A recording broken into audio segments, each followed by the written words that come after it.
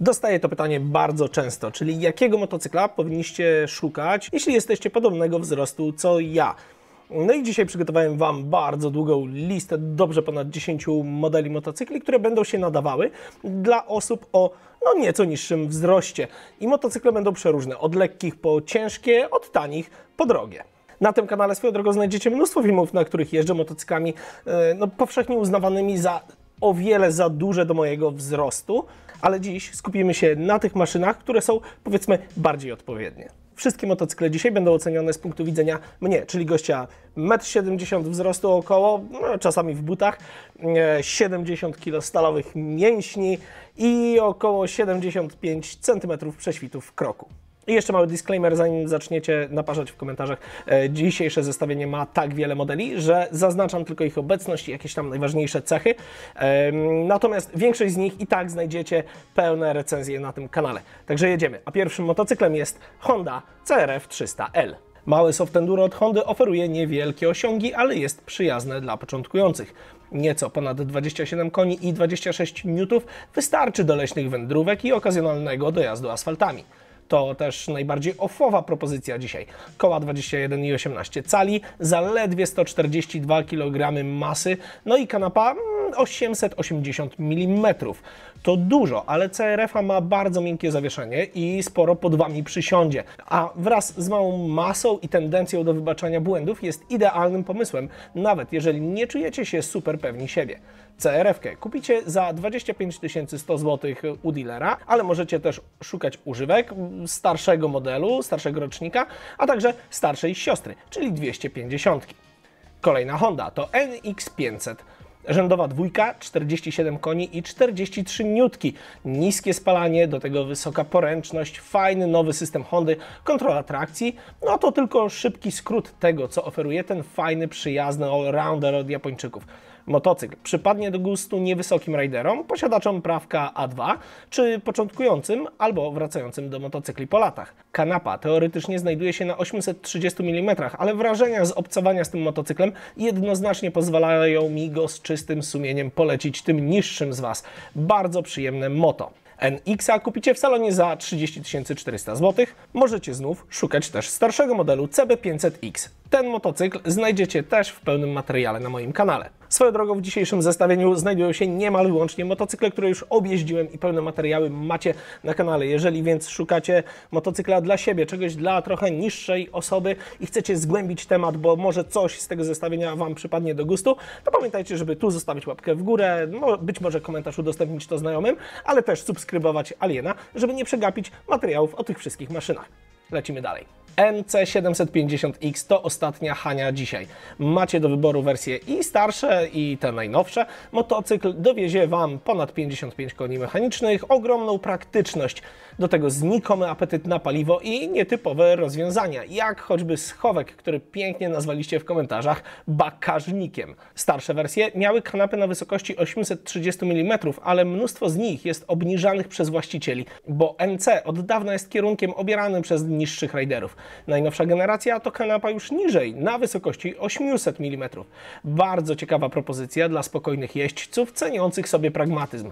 Nowego NCK dostaniecie za niewygórowane 35 800, starsze od około 19 000 w górę, a jeżeli chcecie spojrzeć ponad dekadę wstecz na poprzedniczkę, czyli NC700, te znajdziecie gdzieś w przedziale 13 do 19 000 złotych. Zmieniamy dwa cylindry na chwilę i wracamy do jednego. Pędzimy zatem do KTM-a i 390 Adventure z roczników mniej więcej 2020-2024. KTM co prawda zbudowany jest w oparciu o podwozie Duke'a, ale i tak jest fajną propozycją dla tych z Was, którzy lubią bardziej off niż trasę. Tak powiedzmy w stosunku 60 do 40. Singiel wypluwa 43 konie i 37 Nm momentu. Kanapa jest regulowana i może spoczywać na 830 mm. Niby wcale nie super nisko, ale po raz kolejny mamy w tym przypadku po prostu do czynienia z bardzo poręcznym motorkiem. Sporo przewagi nad konkurencją daje mu natomiast wyposażenie, na przykład we w pełni regulowany zawias WP Apex, podstawowe systemy wspomagania Ridera czy Quick Shifter. Ceny od około 23 000 zł, a pojedyncze sztuki już poniżej 20 000. W tym roku spodziewamy się też następcy 390 Adventure R. To zestawienie nie mogłoby się oczywiście obejść bez Benelli TRK 702. Jeden z hitów sprzedaży 2024 to propozycja zdecydowanie bardziej szosowa. 70 koni mechanicznych, 70 Nm i sporo masy, bo aż 232 kg. Za to świetny balans, dobre hamulce i kanapa zaledwie na 790 mm sprawiają, że wielu niższym rajderom przypadnie do gustu.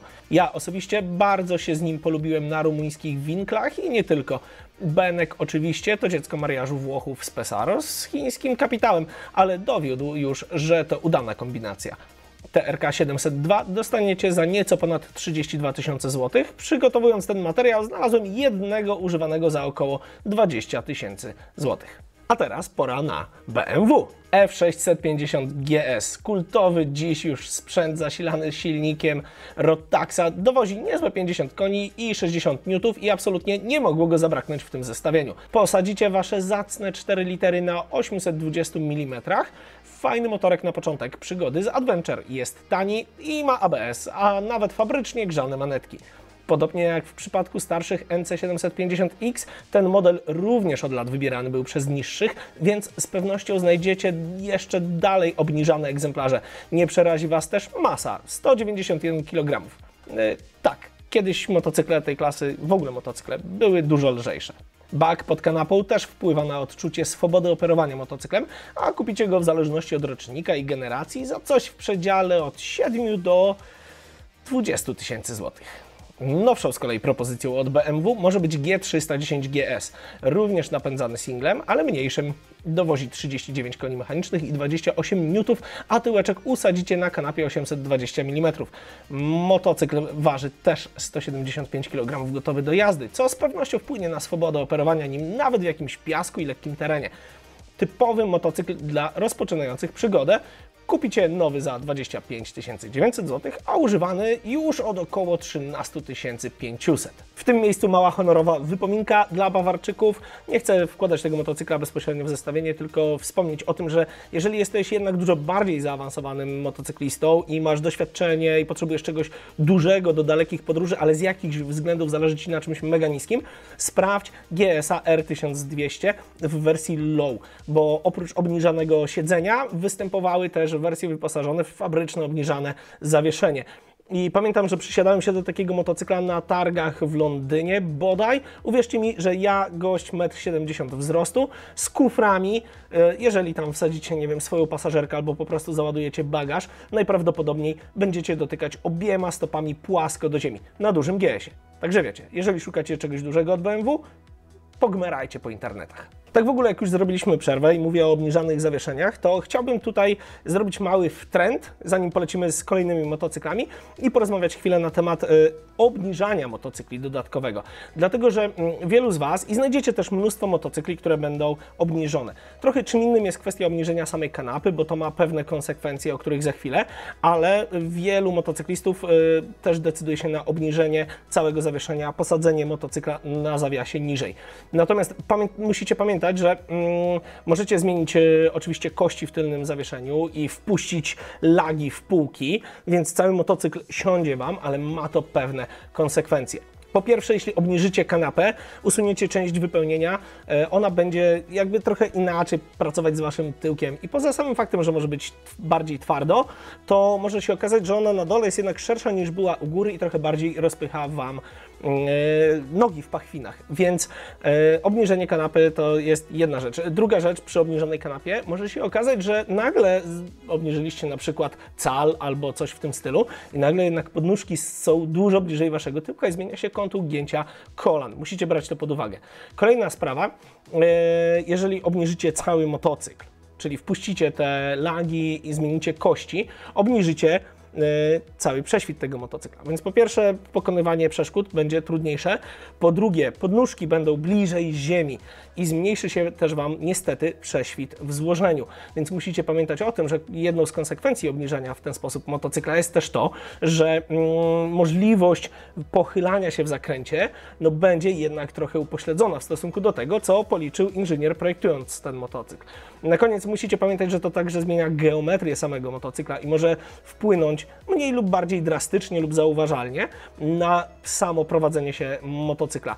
Musicie brać to wszystko pod uwagę, że on będzie się być może inaczej prowadził, że być może wcześniej będziecie dotykać stopą pod nóżkiem do asfaltu w pełnym złożeniu, że będzie Wam trudniej pokonywać przeszkody w rodzaju jakichś tam wywalonych drągów na drodze, czy większych dziur, czy korzeni. No i na koniec taka głupia pierdoła może się okazać, że fabryczna stopka boczna albo i centralka okażą się być za długie i na posadzonym nisko motocyklu ani go nie zaparkujecie na kickstandzie, ani nie będziecie w stanie wciągnąć go na centralę. Po prostu bądźcie, kochani, tego świadomi, że jeżeli ingerujecie w podwozie motocykla, chcąc go obniżyć, to nic nie dzieje się za darmo i tam zawsze są pewne konsekwencje. A teraz wracamy do zestawienia. Kolejny w nim jest kultowy absolutnie model Kawasaki KL500. Stary, poczciwy klekocik pojawił się jeszcze w latach 90. Rzędowa dwójka, około 45 koni mechanicznych i 41 Nm w zależności od wersji. 200 kg i niby aż 850 mm wysokości siedziska. Natomiast jak wiele starszych motocykli, klekot po pierwsze przysiądzie pod Wami, więc same milimetry w tabeli to jeszcze nie wszystko. Po drugie, znów mówimy o motorkach wybieranych na te dla niskich, więc wiecie, niezerowa szansa na to, że już jest pomodzony w dół. Klekot to tani badass, wszędobylski i przyjazny w obyciu starych chrupek z jedną z najfajniejszych społeczności właścicieli w świecie motorkowym. Jeżeli szukacie motocykla do kupienia w przedziale 6 do 10 tysięcy złotych, zdecydowanie polecam rzucić okiem na Kawasaki. Ze stajni Suzuki mam dla Was dwa modele. Starszy to XF650 Freewind. Poczciwy Fred sporo dzieli z bardziej endurową DR650, ale ma łagodniejszy charakter. Jest troszkę młodszy, ma lepszą ochronę przed wiatrem, wciąż dowożąc 48 koni mechanicznych i 53 N. Waży słodkie 168 kg plus paliwko, a kanapa znajduje się na wysokości 820 mm. Myślę, że w międzyczasie wyłapaliście już, że szukając adventure'a dla niższych osób musicie się liczyć z kanapą właśnie najczęściej w okolicy tych 82 cm. Poczciwą Suzie kupić je na ogłoszeniach za około 9000 zł. Propozycją całkiem nową natomiast jest V-Strom 800, pół motocykl, pół sens. Świetna jednostka, kilka kilogramów za dużo, ale mnóstwo miejsca dla dwojga. Przemyślane rozwiązania, super elektronika i kanapa na poziomie 825 mm. To wszystko sprawia, że musiałem tu umieścić V-Stroma na odlewach. Pełny test oczywiście na kanale, więc nie ma się co rozwodzić. Jeszcze tylko szybko cena. Regularna 49 900. Na wyprzedażach łapcie to po jakieś 42-43 tysiące, póki są sztuki ze starszych roczników. Używek na razie brak. A teraz przed Wami motocykle numer 12 i 13 już w tym zestawieniu i lecimy do Royal Enfielda. Mowa oczywiście o niczym innym jak o Himalajanach, tym starszym 411 i tym najnowszym 450. 411 jest motocyklem nietuzinkowym o specyficznym charakterze. Albo go kochacie i chcecie, albo nie ma sensu strzępić wiecie czego.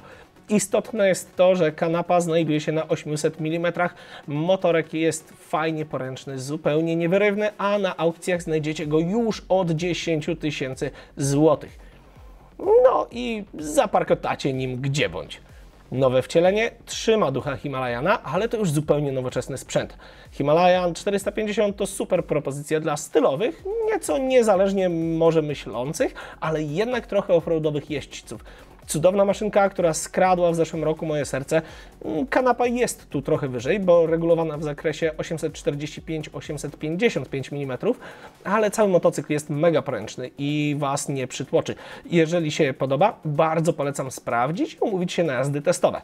Cena to około 28 tysięcy złotych. Ogromną konkurencją dla Himalajana w zeszłym roku był motocykl, o który bardzo często pytaliście w jego kontekście, czego ja kompletnie nie rozumiałem.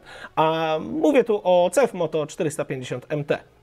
W moim mniemaniu kompletnie inny sprzęt niż Himalayan. To, co go moim zdaniem wyróżnia, to dopracowany design. silnik z wykorbieniem 270 stopni. Wciąż jest to też motocykl na kategorię A2, który kupicie poniżej 28 000 złotych, a ma sporo bajerów na pokładzie i prezentuje się zdecydowanie lepiej niż sugerowałaby cena. 175 kg plus paliwo też brzmi rozsądnie, jeśli mówimy o masie, no a usiądziemy na wysokości 819 mm.